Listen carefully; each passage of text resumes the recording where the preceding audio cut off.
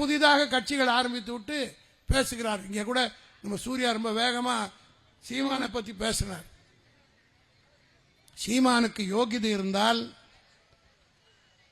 இந்த கூட்டத்திலே நான் சொல்லிவிட்டு போகிறேன், நீ ஒருத்தனுக்கே பிறந்தவனா இருந்தா இதுக்கு பதில் சொல்லணும் அடுத்த கூட்டத்தில். காரணம் என்னவென்று கேட்டால், தமிழ்நாட்டில் இருக்கிற இளைஞர்களை வச்சு இப்போ ஏமாத்துறான். அவன் கட்சிக்கு நாம் தமிழன் கட்சி வச்சிருக்கிறது ஃப்ராட். சட்டப்படி பார்த்தால் அந்த பேரை வைக்கக்கூடாது. இங்க இருக்கிற மூத்தவர்கள் ஒரு 67 கட்சியில் இருந்தவர்களுக்கெல்லாம் தெரியும். இதே பகுதியிலே தான் சீபா ஆதித்தனார் நாம் தமிழர் கட்சியை துவக்கி நடத்தினார். அவர் என்ன செய்தார்?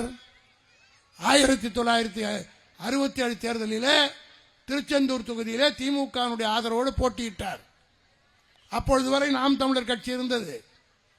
அதற்கு பின்னால் அப்பொழுது சபாநாயகராக அண்ணா அவரிடத்தில் அமர்த்தினார்.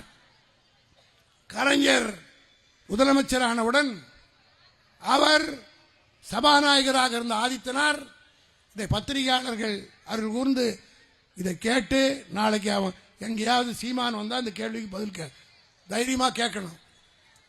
நாம் தமிழர் கட்சியை சீபா ஆதித்தனார் 1969 திமுகவில் இணைத்து விட்டார். கட்சி கலைக்கப்பட்டு விட்டது. நாம் தமிழர் கட்சியே கிடையாது. காரணம், அதை கலைச்சிட்டு ஆதித்தனார் திமுகவில் சேர்ந்து திமுக மந்திரி ஆயிட்டார்.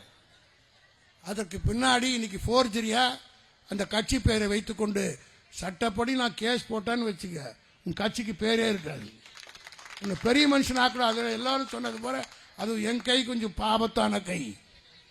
நான் கேஸ் போட்டால் அவன் வெளியில் வரவே முடியாது. இதில் நான் நீதிமன்றத்துக்கு சென்று நீ ஃப்ராடுத்தனமா இந்த பேரை வச்சிருக்கிற, ஏற்கனவே திமுக மர்ஜர் ஆகிவிட்டது, நாம் தமிழர் கட்சி திமுகவில் இணைக்கப்பட்டு விட்டது, இப்போ எப்படி அந்த பேரை வச்சு நீ கட்சி நடத்துற? செய்திகளை உடனுக்குடனும் துல்லியமாகவும் தெரிந்து கொள்ள சப்ஸ்கிரைப் பண்ணுங்க.